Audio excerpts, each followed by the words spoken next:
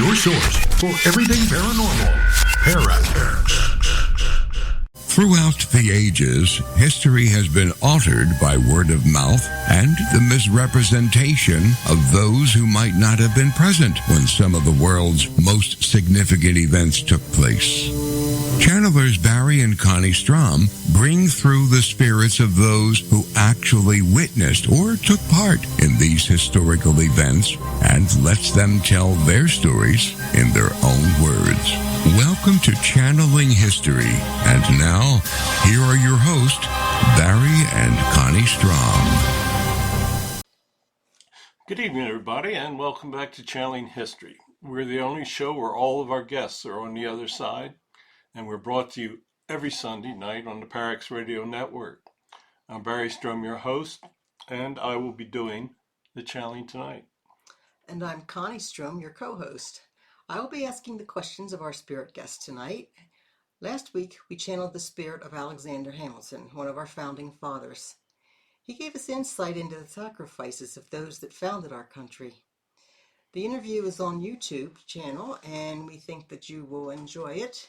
All of our channelings, if you can believe it, over 240 videos, are available on our YouTube channel. Tonight, we'll be speaking with the spirit of Harry Truman, the 33rd President of the United States. He made some very difficult decisions following the end of World War II, including the use of the atomic bomb against Japan. He was also instrumental in supporting the United Nations and the formation of NATO. We will be asking him some very serious questions. We also hope that welcome your participation. Wait, I wasn't drinking before dinner either, by the way. Your participation through the chat room.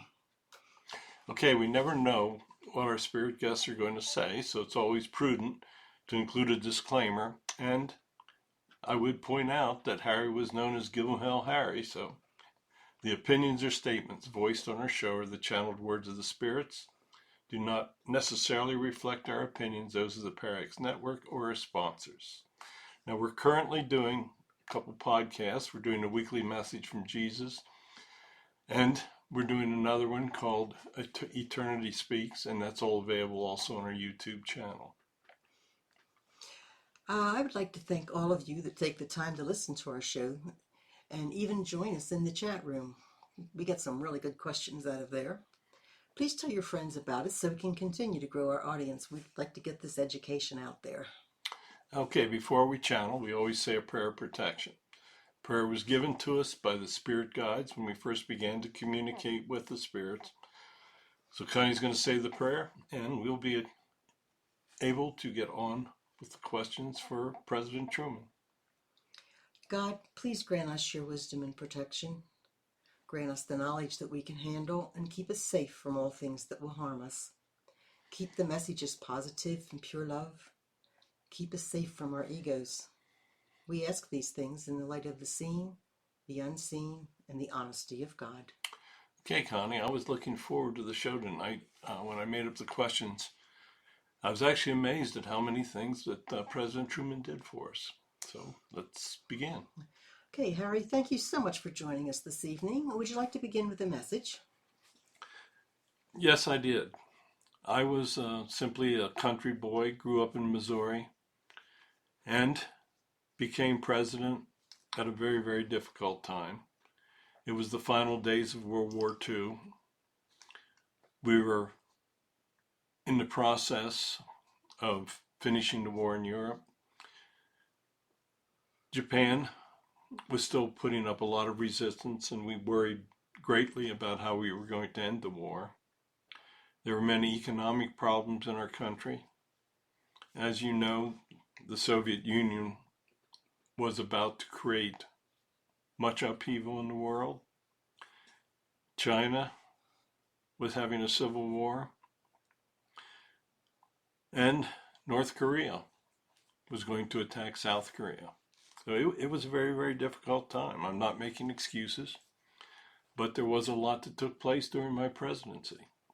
I know that you've got some interesting questions, so why don't we get on with them? Okay, could you start out with just telling us about your education? I had a very basic education. I grew up on the farm, attended Presbyterian school. Um, my mother was very religious. I attended other normal schools, but in those days we had to make a living. And I studied a lot on my own, but I never went to college. I was one of the few presidents that did not have a college degree. How did you become interested in politics? I became acquainted with some of the political leaders in the state of Missouri. In those days, there were some very strong political machines, and there were some very powerful people that made most of the decisions in the political process. I thought that I was not going to be able to pay for my family working on the farm. I had applied for some judgeships, which I did receive, and I tried to become active in politics in Missouri. Pendergast was the leader, and some positions became available, and I started to become active. It was a very interesting time. We were coming out of the Great Depression, and it was a very difficult time for people to make a living at anything. Okay, I know that you went towards politics because you needed to make a living, but how did you like the life as a farmer? Was it peaceful? I actually enjoyed it. What I didn't enjoy was the inability to make a decent living at it. We were working on family properties. I didn't really own a lot of land myself. A farmer's life is very important. We provided food for the nation, and I don't think farmers get the respect today that they should receive. I agree with you. Could you tell us about your eyesight? I had eye problems all my life. My right eye was actually legally blind, and I was forced to wear glasses.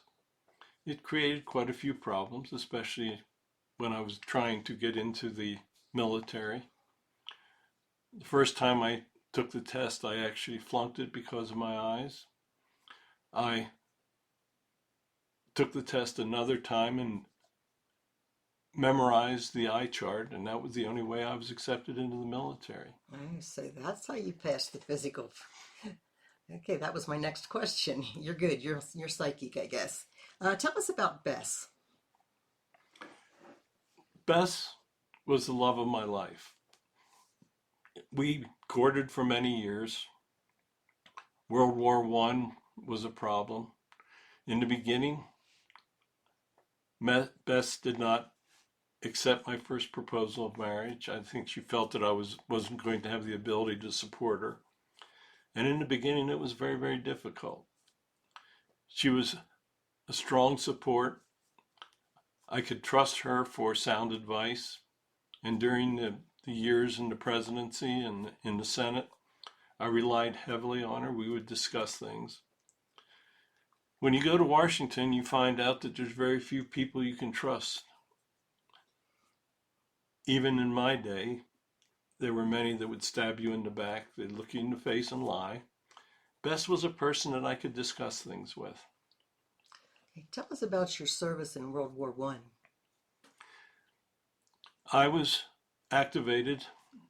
I was given a unit of artillery, and I actually saw a lot of service in World War I. I was part of the Argonne offensive. I actually supplied artillery backup for some of Patton's early tank units. The World War gave me a lot of experience. I found out that I could actually lead others and that others would rely upon my words. World War I did a lot to strengthen me. And when I saw the carnage that the First World War brought about, it made a huge impression on me. After the war, you remained in the reserves. Why did you stay in the military? First of all, I enjoyed it. I enjoyed the fact that I could be respected. I enjoyed the fact that it would actually allow me to pay some of my bills. I was always a very patriotic person, and I felt that service in the military was a good way to show my patriotism. And it was. What was your opinion on religion?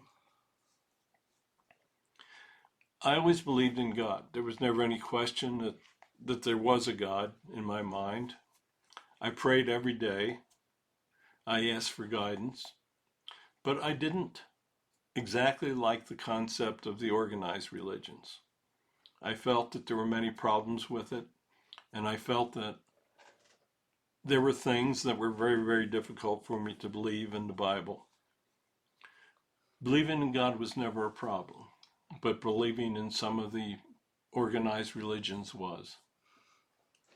Tell us about the political machine in Missouri during the 1920s and 30s. The 20s, the end of the 20s, was boom time. It was a wonderful time. Everybody wanted to party. Things were good. And then the Depression came. People had to rely on somebody. They started to feel the government was probably the only answer on who they could rely on to furnish food and help keep people from totally degenerating. The political machine in Missouri was very strong. They basically made most of the decisions on who was going to run on the Democratic tickets. The Democratic Party was also very strong in Missouri. It was still a time of segregation. There were a lot of problems, but you had to basically be a member of the party machines if you were going to be successful in those days. Yeah, in 1934, you ran for the United States Senate from Missouri. How did you receive the nomination? It was kind of by default. I had been wanting to run for Congress. Pendergrass felt that there were probably better people for it. He asked a couple individuals if they wanted to run, and they did not. And I kind of received the nomination by default. Okay, you came to the Senate during the height of Roosevelt's New Deal. What was your opinion of that? There was some good and there was some bad in the New Deal. I always felt that it was rugged individualism that made the United States as great as it was. I understood that because of the actions of government, there were problems, and those problems resulted in the Great Depression. In those days, nobody really understood how to end the Depression. Roosevelt came in with some ideas. At least he was doing things. I felt that he was probably creating some problems, but I felt that what he was doing was probably the best that could. His ideas were probably as good as any that could be popular during those days. It was a very difficult time. Not only did we have poor economic conditions, we had the Dust Bowl. Many of the farmers didn't understand how to take care of their land. It was a time of learning. And I do know that many of the New Deal policies were not as successful as people thought they were. Roosevelt was a great communicator. He had a very strong ego, and he felt that he knew best. The New Deal served its purpose, I think. It helped get people through the Depression. But it was not until actually the strong war effort, where American manufacturing and ingenuity took over, and it was the war that resulted in full employment. The New Deal gets a lot of credit for it. I do think that they laid some foundations that were dangerous. There were some socialistic ideas included in it.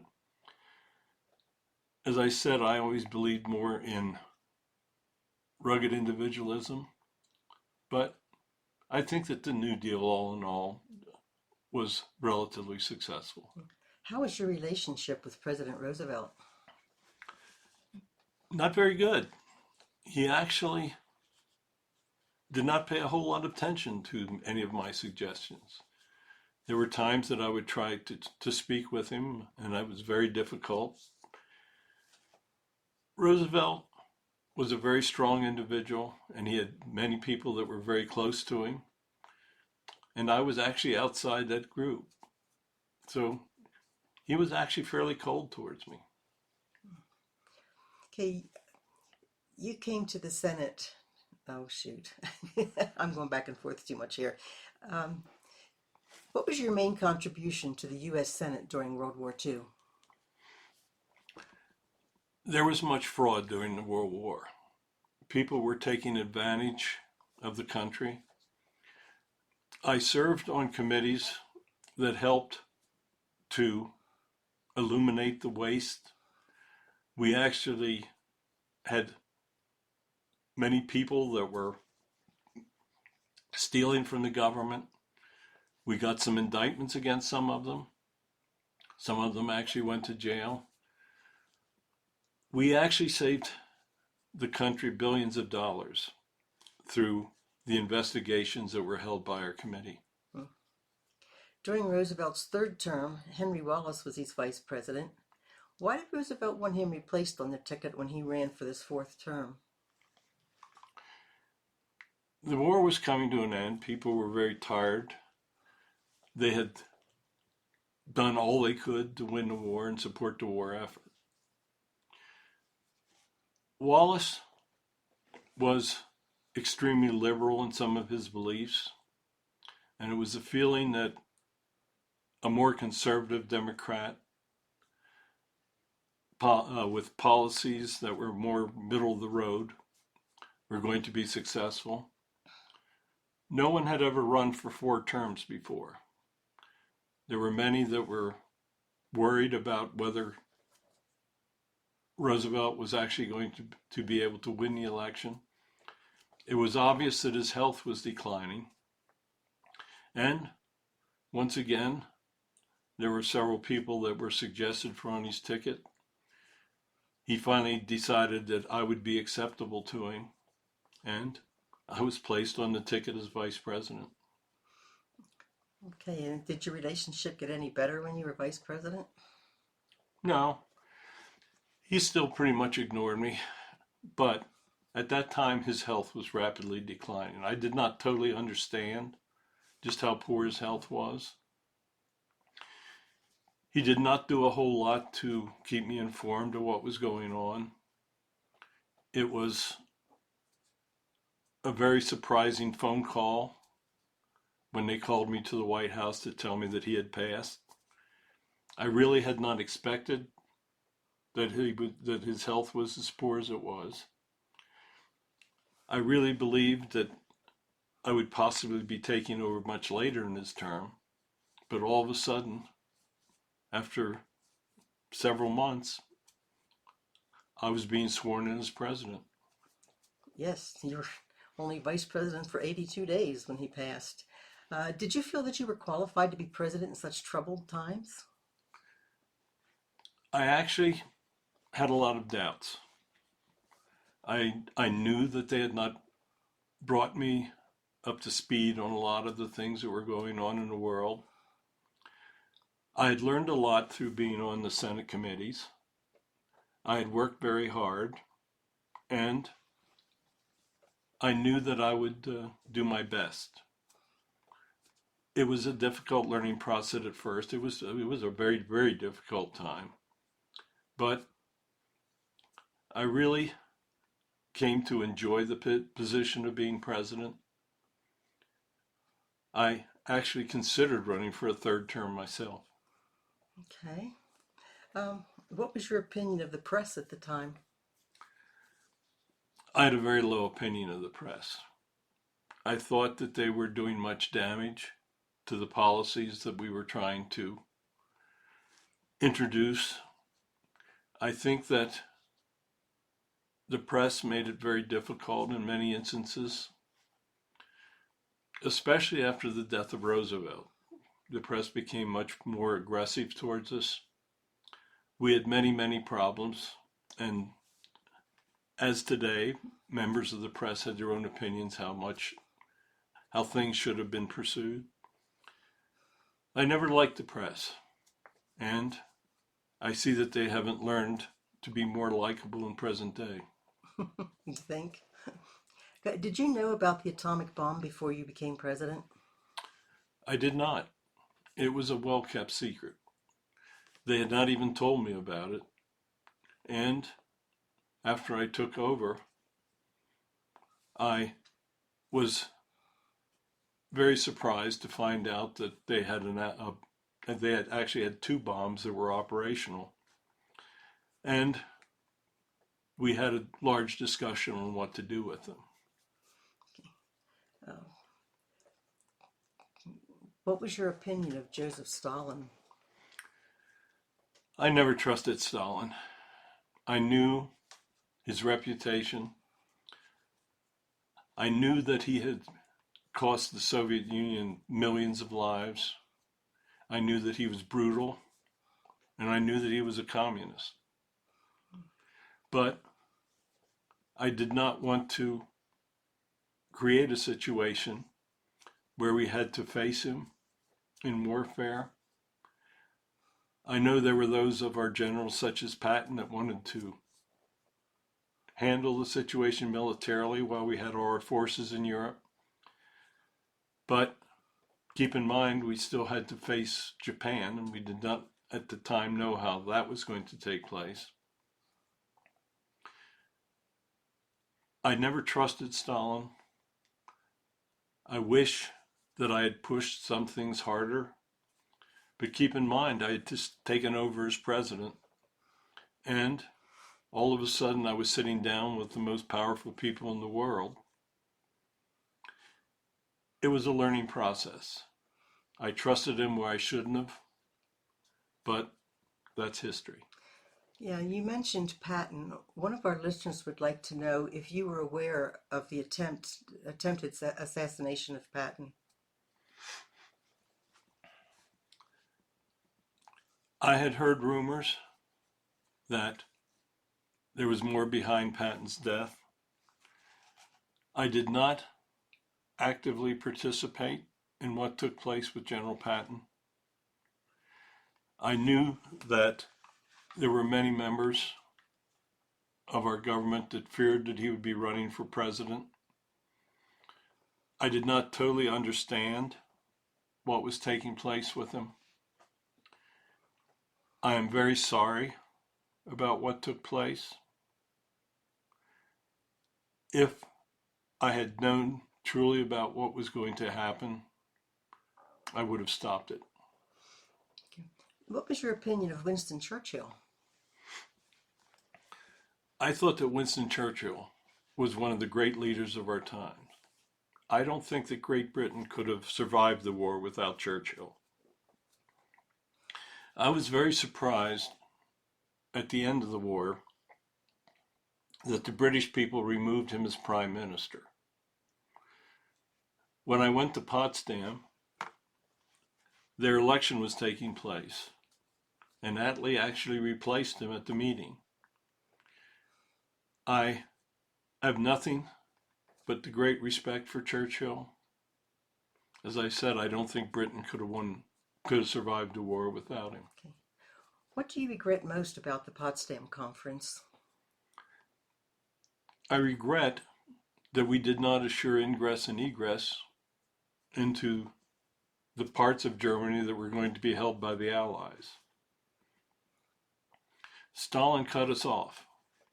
We were unable to support the areas that we had control of in Germany, in Berlin. We had people that wanted to simply go in with our military, but I was afraid that once again that would create another wider conflict. We came up with the concept of the Berlin airlift, and we brought supplies. We shipped supplies by air at a rate that exceeded anything that anyone had ever tried before. The airlift actually broke the blockade.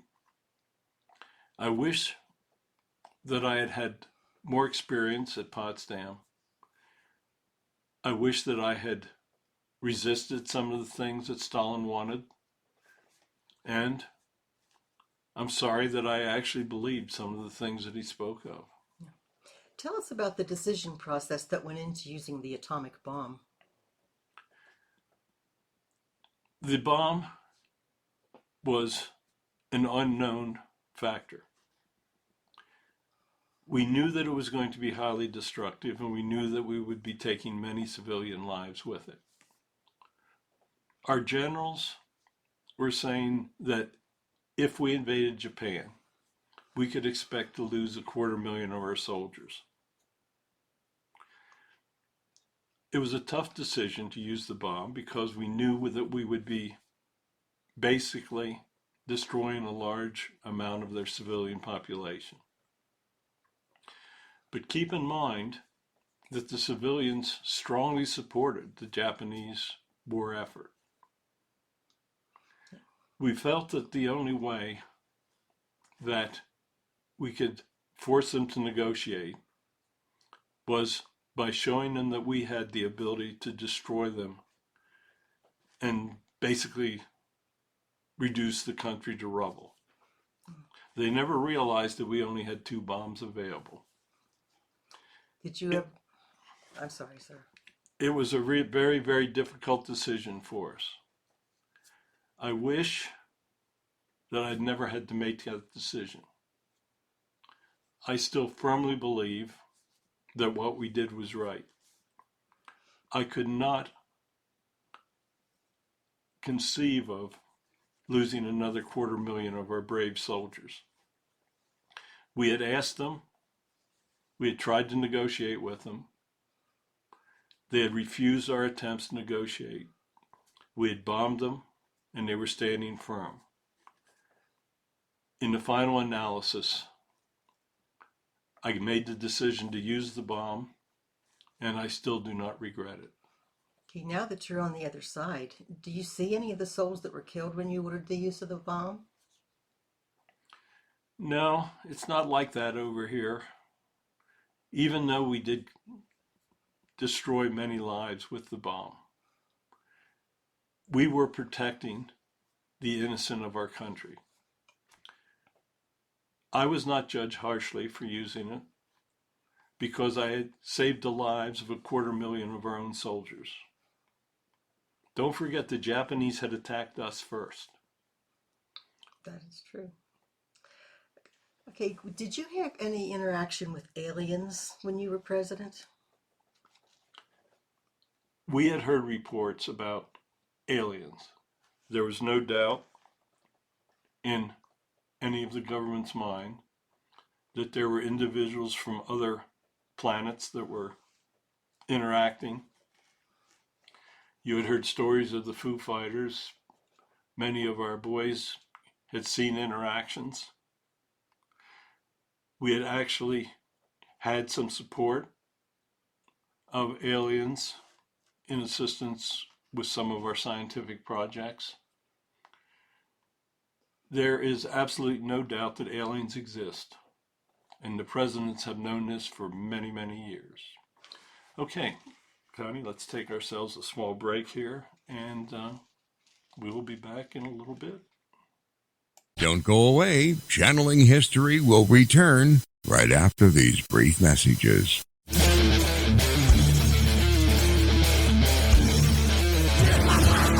In order for the light to shine so brightly, the darkness must be present. Tune in every Monday at 10 o'clock. The Dark Sun Rising on the Para-X Radio Network. Hi, this is Marla Brooks from Stirring the Cauldron. Thursdays are a great night on the Para X Radio Network. We start off the evening with Journey into the Light, Chapter 3, with your hosts, Psychic Little T and Tabby Cat Gash at 7 p.m. Eastern. Then, on the first and third Thursdays of the month at 8 p.m., it's Tango and Friends, hosted by Bruce Tango. And on the alternate Thursdays at 8 p.m., tune in to Stirring the Cauldron, the Archive podcast. Every week at 9 p.m. Eastern, join me on Stirring the Cauldron Live. And then at 10 p.m., stick around for New Aeon Now with Lily Alley, Davron Michaels, and Christine Matza. Finally, to round out the night, join Dr. Kelly Renee Schutz on the Paranormal Encounters podcast. All this every Thursday, right here on Para X. Have you ever wondered what Jesus and his followers would say if you could receive their messages today? In his new book, Spirits Speak, Channeling Jesus and the Holy Spirits, channeler and author Barry Strohm answers those questions for you. Using his gift of spirit communication, he brings you messages from such Holy Spirits as Moses, John the Baptist, Mary Magdalene, Mother Mary, Jesus, and even Mother Teresa and the Reverend Billy Graham. They discuss topics that are important for contemporary life in these troubled times. Spirits Speak, Channeling Jesus and the Holy Spirits is available on Amazon, Barnes & Noble, and other booksellers. Signed copies are available on the author's website, spiritspredict.com. After reading this book, you will never again say, "What would Jesus say or do?" Welcome back to Channeling History. Now, here are your hosts, Barry and Connie Strohm. Okay, everybody, welcome back. Connie, let's get on with the questions. Okay, let's start with a question out of the chat room. Did you have any intelligence about the battle over Los Angeles? Was it aliens or Japanese bombers? It was not a battle. It was actually an interaction with alien ships, and yes, we did know about it. Okay, after the war, how difficult was the transition from war to a peacetime economy?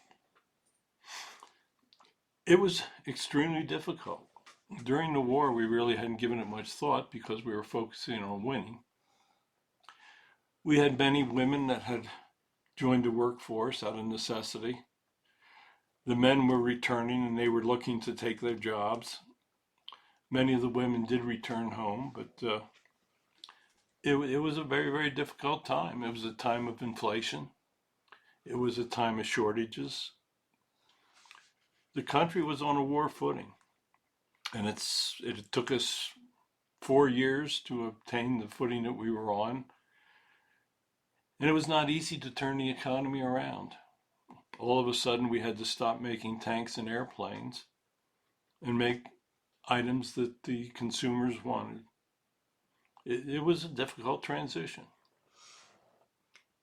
Okay, how difficult, in 46, you were faced with the national rail strike. Will you tell us about that? I was infuriated by it. The unions were starting to strike. Unions, once the war effort was over, they were trying to get political powers as well as trying to help the members. We were in a very difficult time. Many people relied upon the railroad, not like today where you have all the roads and everything. Keep in mind there were no interstate highways at the end of World War II. We had built some roads for defense purposes, but we heavily relied on the railroad. I felt that a national rail strike would be devastating for an economy that was trying to rebound. I actually proposed that any of the striking railroaders would be drafted into the military. So I was very opposed to it. Okay, why were you opposed to the Taft-Hartley Act that curtailed some of the powers of the unions? I felt that Taft-Hartley took things to extremes. Well, nobody was really sure in these days just what the powers of government versus unions would be. Taft-Hartley was an attempt to try to curtail some of the powers. I felt that even though some legislation was needed, I thought that Taft-Hartley was overkill. Why did you support the establishment of the United Nations? I thought that the only way that the countries of the world could solve their problems was through discussing them and sitting down and trying to achieve common goals. I know that the League of Nations had failed, but there were many reasons. After World War I, the countries of Europe wanted to punish Germany. When World War II ended, Germany was in rubble. What was needed was the countries of Europe to help rebuild Germany. It was a difficult situation, but I felt that if we created an institution where all the nations of the world would sit down together and discuss what was happening, then it would be a good thing, and it would be a means to avoid any World War III. What's your opinion of the United Nations today? The United Nations today has wandered from the course that I wanted them to take when we founded it. There are many secondary nations that have taken over. There are many countries that are trying to justify their own powers. There are many in the United Nations that are simply seeking power and wealth. The ability of countries to veto has created situations where many decisions that should be made are not made. I think the United Nations needs to be revamped. I think that much has got to be rethought in what has taken place with the United Nations. I think it is still a good thing, and I feel strongly that countries of the world need to sit down and discuss matters. But I think that the mechanism of the United Nations should be re-examined. You created the CIA. What do you think of today's CIA? I never envisioned the powers that the CIA would assume in your modern world. There are almost no checks on them. They feel that in many instances they're an independent organization is doing what is best for the country. I feel that they need to have closer control by Congress, and they need to account for finances. The CIA is still doing an important job, but they need to focus simply on protecting the country. That was what I wanted when we founded them. Why did you decide to create a Jewish state in what was Palestine? I always had many Jewish friends. I grew up in Jewish communities in Missouri.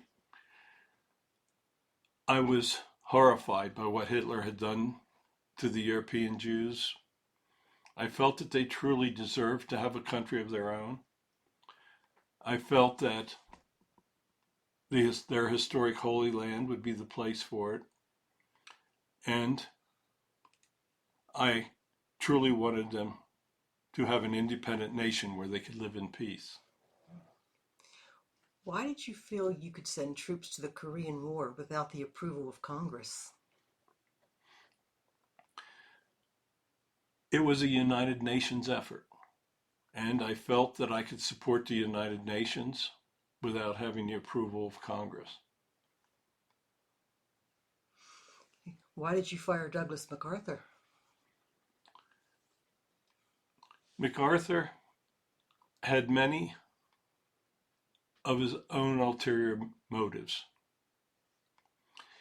He wanted to cross the Yalu River in Korea and attack the Chinese, which had joined the war. MacArthur was fine with using nuclear weapons against the Chinese. I felt that much of what he wanted to do was very dangerous.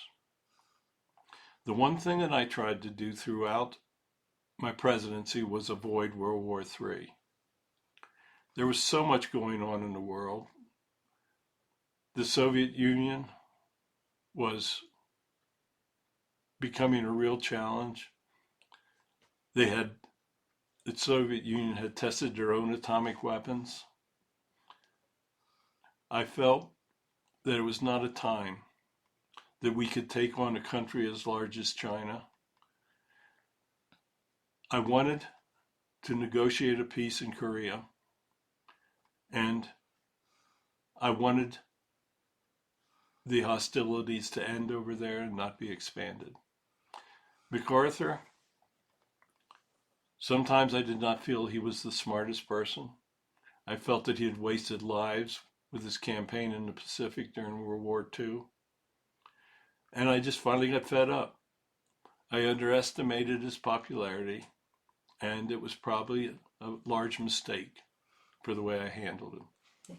In hindsight, did you ever wish that you had used nuclear weapons to stop China?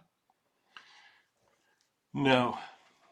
I think that if we'd used nuclear weapons, that possibly Russia would have gotten involved. I know Russia did not want Western countries on its border. Keep in mind that Stalin was one of the most brutal men ever to walk the earth. I think that he would have joined with China, and I think it would have been a disaster had we ever used nuclear weapons. I truly hope no one ever uses them in the future as well. You were a strong supporter of NATO. What's your opinion of NATO today? There were times that I thought NATO was a problem in what they were trying to do.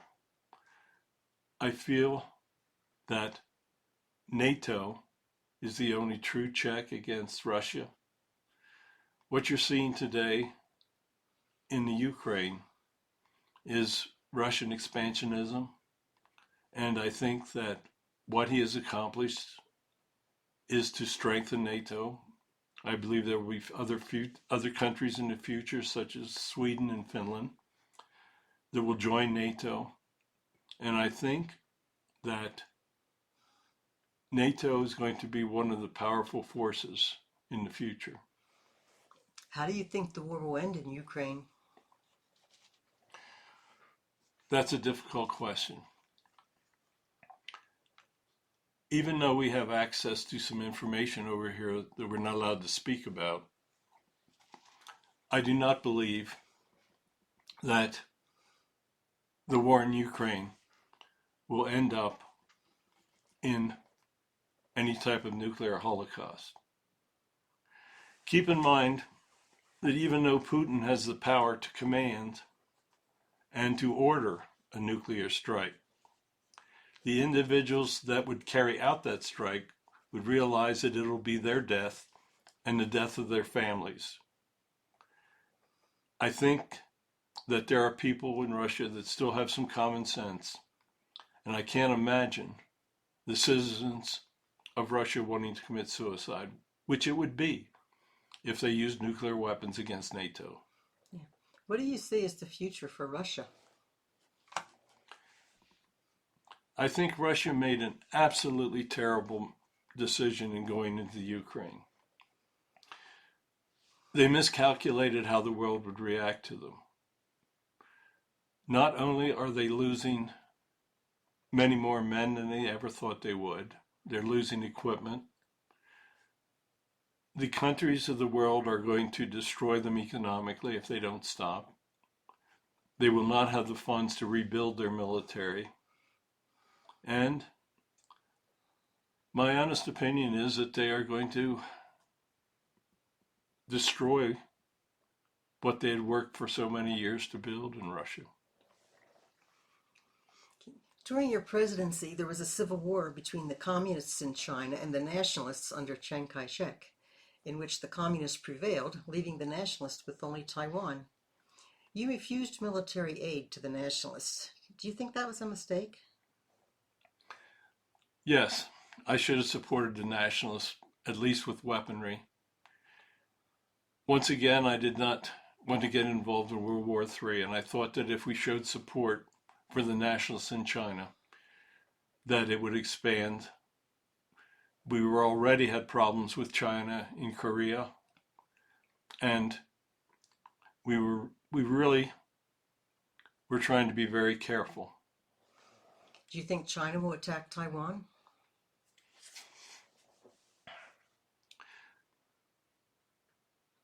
It is an open question at this point. China would love to attack Taiwan, but I think they have realized how the world's communities have come together in opposition to Russia and Europe.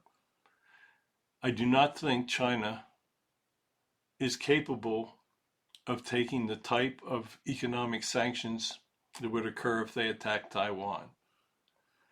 China has economic problems today, and I think that smarter heads will prevail than for them to attack a country where they know the United States is sworn to help support. Do you think China will ever become the dominant country in the world?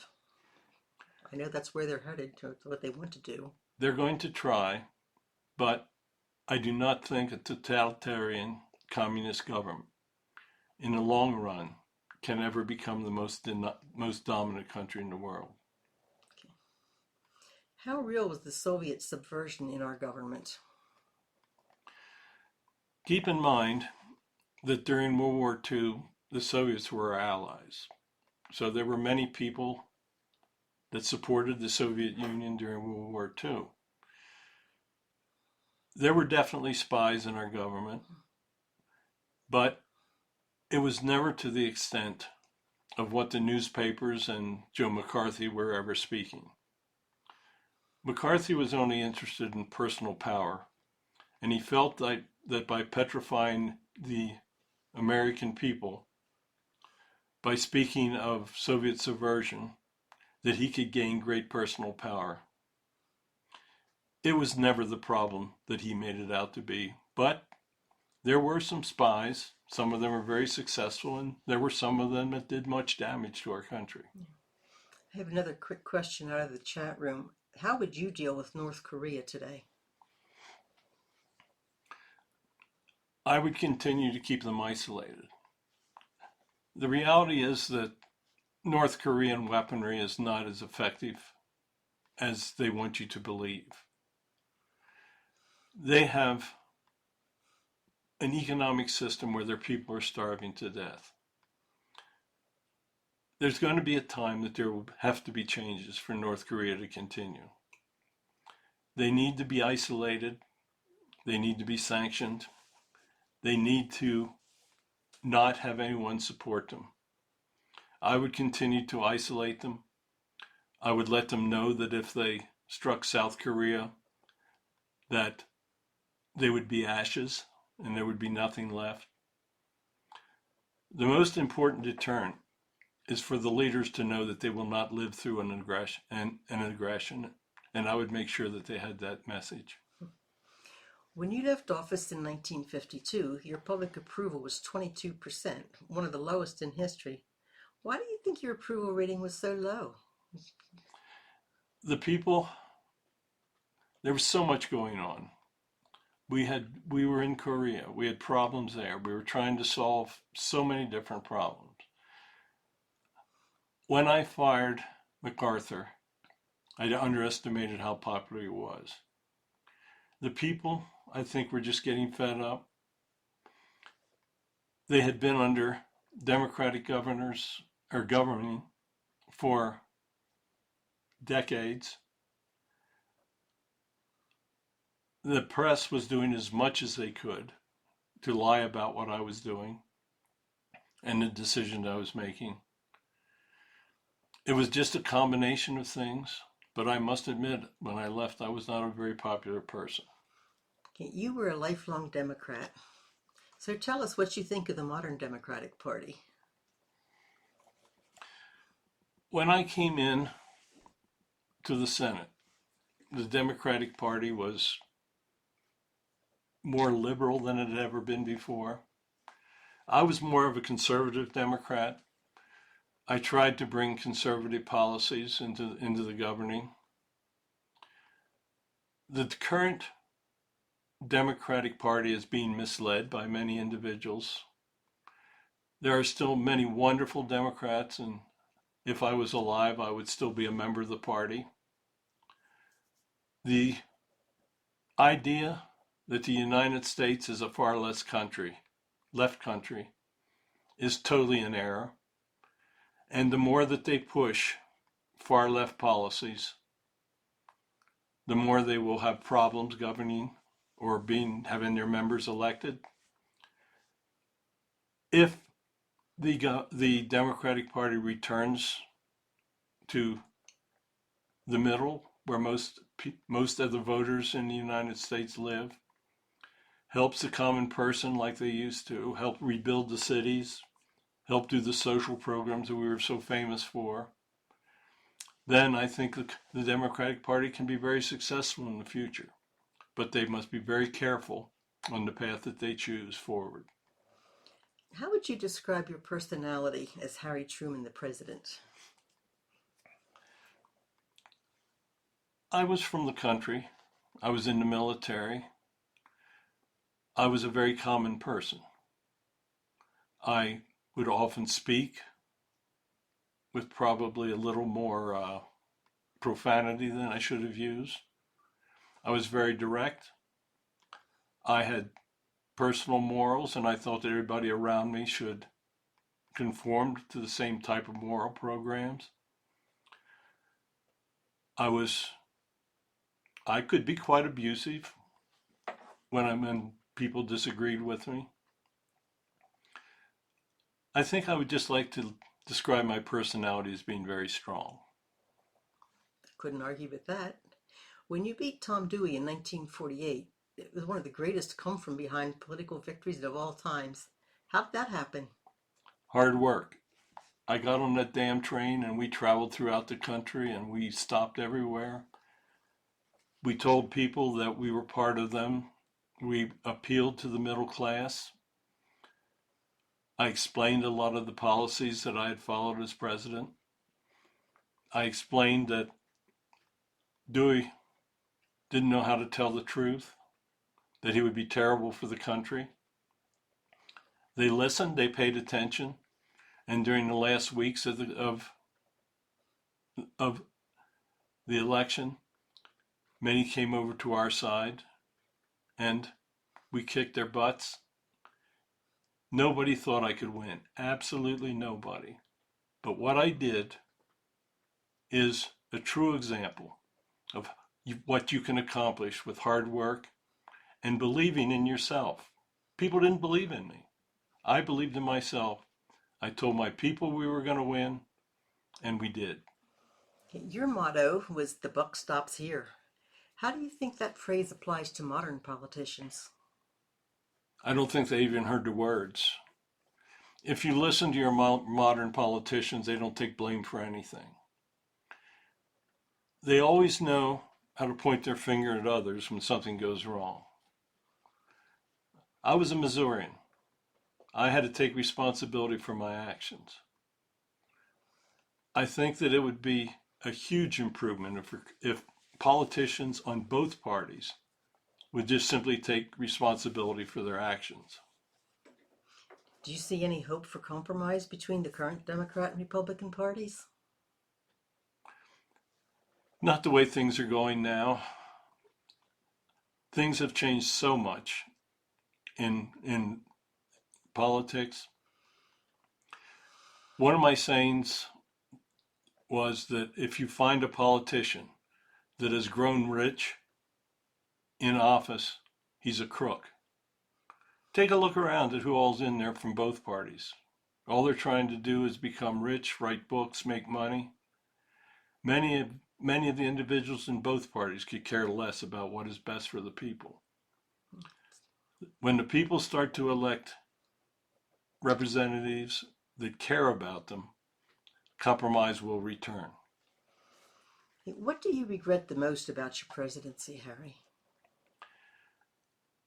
There are several things that I regret.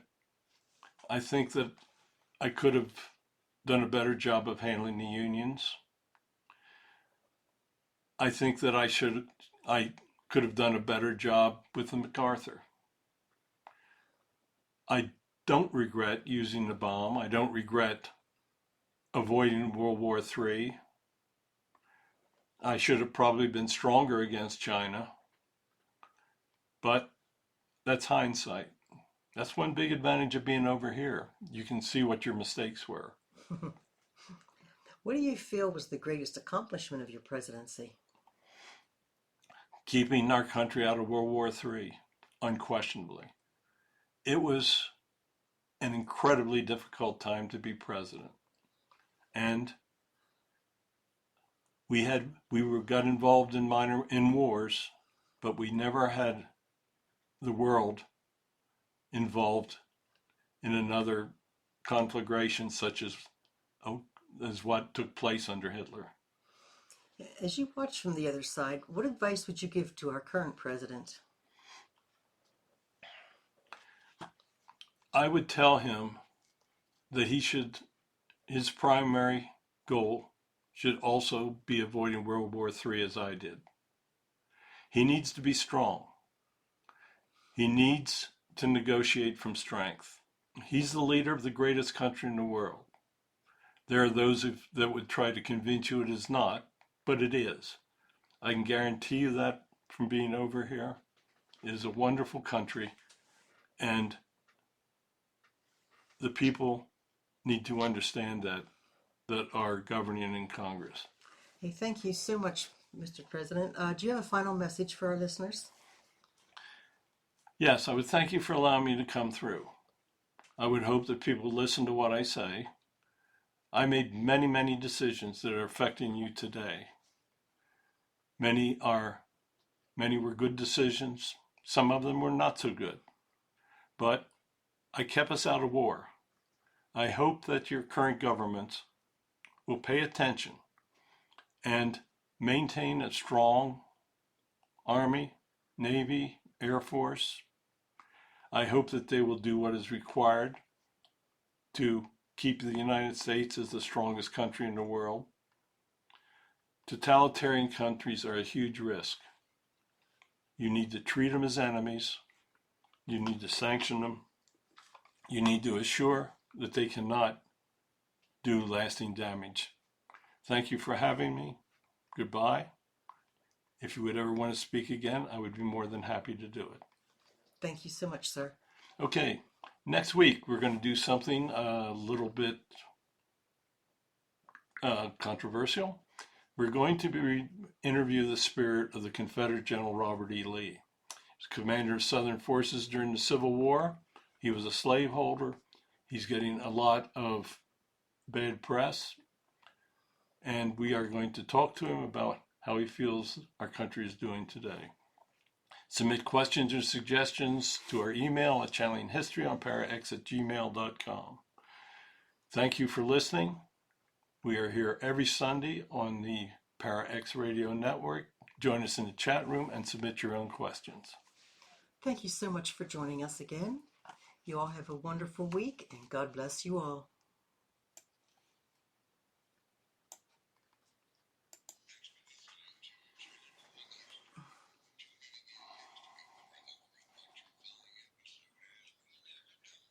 Harry, you want to